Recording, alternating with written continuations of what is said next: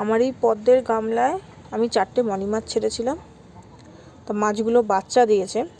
এখান থেকে বাচ্চা আমি তুলে আলাদা জায়গায় করছি, কারণ বড় মাছ খেয়ে নিতে পারে। আর মলি মাছের মধ্যে 2টো অরেঞ্জ অবশ্য মরে গেছে, আর 2টো ব্ল্যাক, সে 2টো এখনও আছে। দেখি দেখা যায় কি না। ওই পাতাগুলোকে সরাচ্ছি। এই যে একটা এখানে ঘুরছে, জানি না দেখা যাচ্ছে কি না ভিডিওতে। এই যে ঘুরছে একটা এখানে। যাই হোক, আমি বাচ্চাগুলোকে আমি দেখাচ্ছি, আমি আলাদা জায়গায় করছি।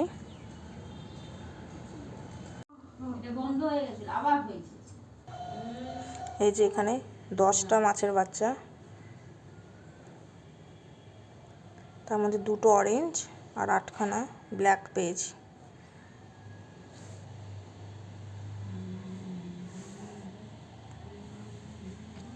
গামলায় হয়তো আরও আছে, পরে আস্তে আস্তে খুঁজে দেখব।